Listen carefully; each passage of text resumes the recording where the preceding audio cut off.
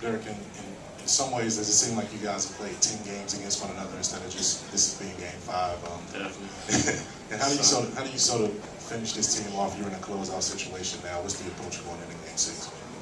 Yeah, it seemed like we played a lot of games against each other, but we can't get tired. That's the biggest thing. We can't get tired or bored. We know that going down there, they're going to give us their all. I think that we come out and play our way, defense first, that we can make things tough on them. We're a good team. We have pace to us. Guys don't have to rest up because we know that this is going to be war going to Atlanta. Jeff Teague's opened a lot of eyes, especially this series, and I haven't played the last series. What have you learned about his game and as a competitor going in the future? This is one of the point guards you're going to be seeing a lot of. He's a good player. He's in my class. We was coming out of high school together. So I know his game. He's a great shooter, driver, finisher, and he's doing exactly what they want him to do. Not turning the ball over, hitting tough layups, pushing the transition. He's a good player. Derrick, just talk about the emotions, you know, here in the Roar in the fourth quarter and being here at 3-2. I mean, there was so much riding on that end of this game. Talk about, you know, the feelings of getting it the way you wanted it. End of the game, I think, what was it, like 4 minutes left or something like that, out of 7 minutes left or something like that when we were tied or we were up 1 or something like that. And we just stepped up our defense. Ronnie and everybody else behind the ball when we tried to make sure they got in there and fall for rebounds.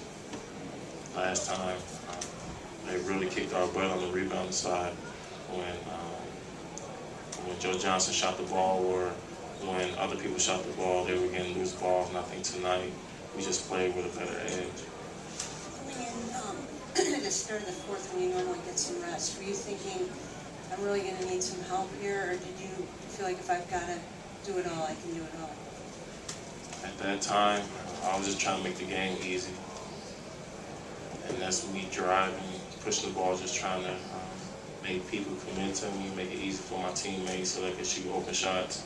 And tonight they were hitting some, making good drives, cutting. And I think Taj, man, he did a lot in this game that helped us. Derrick, how big was Luol's aggressiveness to help you out offensively? He was huge. In the beginning, he got things going, making sure he was driving, hitting tough shots, not hesitating on any of his shots, just knowing that if he be aggressive, it's going to open up everybody. And we need that from every game. Derrick, besides Carlos, you guys have a pretty young locker room. What role, if any, does experience or lack thereof play going forward? I think that we've been doing a good job making sure everybody's been focused. I think all the guys in the locker room know that this is very important. We have something big in front of us. We can't play around. And this is my first time being in the second round. All my veterans been helping me out, telling me to slow down and take my time and play with a lot of confidence. And that's what everybody's been doing. Hey, Derrick, looks like there's a good chance Miami could close out Boston like their next game. What do you think you have to do, like in Atlanta on Thursday, so you don't have to be back here on Sunday, so you get yourself some rest, so you can hopefully face Miami in the next round? I think our preparation is going to have to be right, where guys are going to have to get rest, and the next game is the biggest game of our life, and that's the way that we have to go into the game.